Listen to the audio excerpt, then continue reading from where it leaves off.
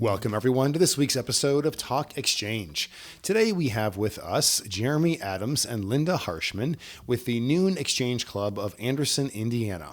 And they're here to talk to us about their Believe in the Blue project.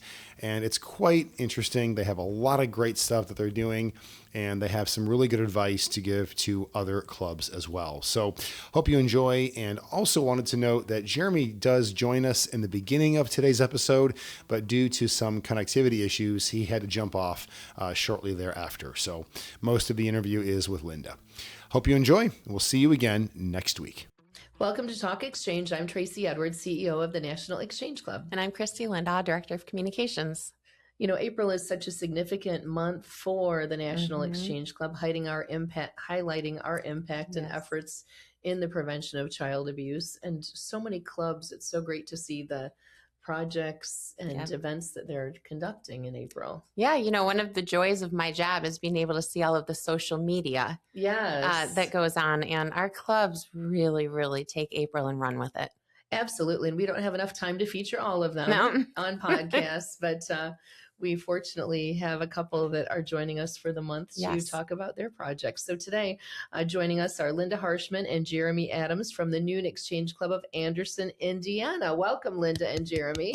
Well, I'm Linda Harshman. I'm the current president of the Noon Club, and excited to be here today. I am Jeremy Adams, the current president-elect for the Noon Exchange Club of Andersen, and I am also excited to be here. Thank you for joining us. Thank you. Tell us about how long you've been involved in Exchange and how you happened to get involved.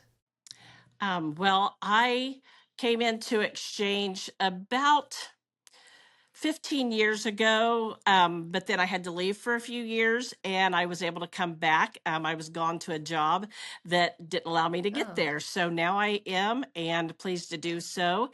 And I was brought on by one of our members who was actually my boss at the time. So, and, you know, just real happy that he did. And I am also in healthcare, so I've also had a couple roles here and there where my involvement wasn't as, my availability wasn't as accessible. So I've been in and out for about 16 years.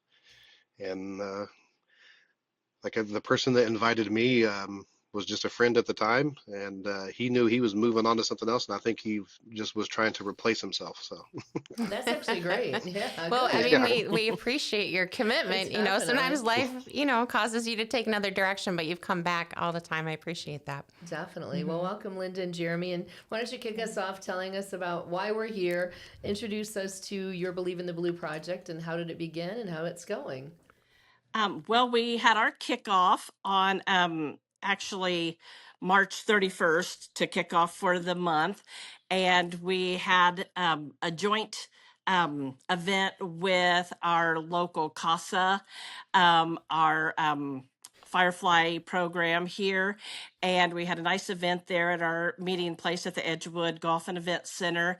And we had locals from the court system and other agencies there, and just it was a nice day, and we planted our pinwheels and our signs and did blue ribbons and just did a big blast of awareness. So that was a good day. I don't remember how many we had in attendance, but it was more than I can remember. So that's always a fun day to just get together and be in a room full of like people who have the same heart for our passion. Okay, so Linda, what inspired the focus and the message behind this initiative? Well, I mean, just the focus is the need. Unfortunately, there's a need for this, and as we had told some folks earlier today, that hopefully we can continue to fight to eradicate this, and that we won't have to do this anymore. We love that we're doing it and the meaning behind it. Wish we didn't have to. We have a strong club, and everyone there is very passionate about it, and we all have different things that we enjoy most about it. It's just getting the awareness out to people. So again, maybe we can end this, epidemic. Absolutely. Definitely. Well said. And so you have a Believe in the Blue project is what it's called, which is absolutely perfect. And the goal behind, Believe in the Blue is to start conversation. Mm-hmm. Do you find that happens in your community during April? We do. And of course, we all wear our blue. I'm wearing some blue today. We do the blue light bulbs, the blue ribbons everywhere just to try to get that conversation going. We all try to post something on our personal pages and something on our, club page just to kind of keep that spark going. Actually, this evening we are having an event over in an adjacent town to us, and we are actually showing a movie called Still Hope from the Angel Network that's about trafficking. And so tonight we're doing a big blast of that, again, getting more signs out, more pinwheels out, and have invited the whole community and agencies, law enforcement, teachers, everyone from every walk of life to come in and get everyone in one big place so we can show this movie and just get that awareness out there, and again get more people talking about it. Oh, that gave me chills. Yeah, that's very cool. Way to bring your community together. And what is the community's reaction? If you haven't seen that movie, it's wonderful. We'll note that. Yeah, absolutely. Sorry. No, please don't. And what's the community's reaction to this? Do you hear people seeking out the club, appreciating the club, recognizing the club for these events and efforts? Mm-hmm. Yes, absolutely. They, I had lunch earlier today and someone stopped me and was talking about that, said, I'm going to come to the movie tonight because they've been seeing that on Facebook. So, I was excited. They message us on there and then they're also sharing it. So now it's getting out even farther than I could push it.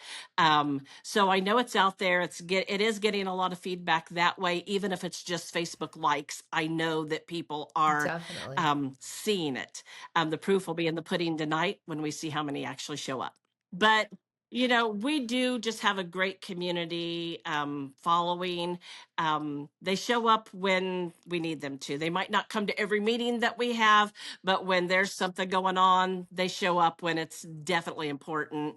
And even just driving down the place I had lunch today, when I rolled up, there was some of our signs in their planter boxes and some of the pinwheels planted. So you can drive through town and just see this at local businesses, people who have ribbons tied around their porch, posts. And so they really are getting behind it. And I don't know if that's just small town thing or what, but we have a great community who really kind of gets behind these things because, again, it is an epidemic and they want it gone just as much as we do. So, we just really love the community support that they give us. Well, Linda, I want to reassure you, I live in a very small town outside of Toledo, and there is an organization that has hung blue ribbons around the trees in town, but nobody really knows what they're for. Yeah. Mm-hmm. So I just want to tell you that you don't get that kind of notoriety. There's no discussion in my town about what those ribbons mean. So it means you've put some work into it for sure. Definitely. Your community clearly values your club and sees the impact that you have in the community, which is truly wonderful. Have you seen that translate into people wanting to get involved and saying, hey, I want to learn more about what you do. Can I come to a meeting? And do you see people joining as a result? I think so. Sometimes they'll just trickle in, and they'll say things like, I've heard about it for a long time, but I don't really know a lot. Tell me a little bit more. Excellent. Fantastic. Excellent. And have there been any standout moments or feedback that you personally you go back to when you do this project or think about later? Again, just one of the big impacts that I do see is when I do drive through the town and I just see that blue. And, again, we've posted it out there saying, please just help us paint this town. And people are following suit. So when you see that they've done it, we know that we reached them somehow. We like to get into the schools with things as well. So, again, just community awareness, even our mayor and folks within our city, our judges, they've all bought into it as well. And we're all at that kickoff. The mayor read a proclamation about it. Just a lot of neat things. So we get a lot of community support with it. That's excellent. Yeah. It is. Well, make sure you keep sharing that stuff to the Exchange Club members' Facebook page. She is active about that. Mm-hmm. Yeah. I know people love seeing that. And definitely, when you share your story, you kind of share a little bit tidbits of information too, and that helps other clubs. Definitely. So, Linda, to wrap it all up, what advice would you give to other exchange clubs who may want to start a prevention project similar to Believe in the Blue? Meet people where they're at, go to that local restaurant where they might be and just have a little day where you can pass out awareness flyers or something, do a invitation to come to a club meeting so they can learn a little bit more. We have a thing in town called our Gaslight Festival. So last year we joined in on that. We set up a booth, and we had a lot of people come to our booth, definitely. So, and we did gain a couple of members from that. So if you can get in anywhere, any public thing, a health fair, whatever's going on in your town, go set up a booth there and just meet people, meet them where they live, where they're at, instead of waiting for them to come to you. So if you can get out in the community, I think that helps. You are exactly right about that. Good for you. Way to go into the community. Mm-hmm. Yeah, another thing that we do is I just try to post something, at least every few days on our Facebook page too, just to keep that, algorithm moving there as well, and make events out of it. So then it gets blasted out a little bit farther. So those are just the things. Just stay with the social media, get out there, let them physically see you, be in the community. Absolutely. Great advice. Yeah, excellent. Well, if someone wants to learn more about the Noon Exchange Club of Andersen, Indiana, feel free to go to their very active Facebook page or search for a club anywhere in the country on nationalexchangeclub.org. Any final comments, Christy? Exchange on. Exchange on. Thanks for listening to this episode of Talk Exchange. Linda, well done. Thank you.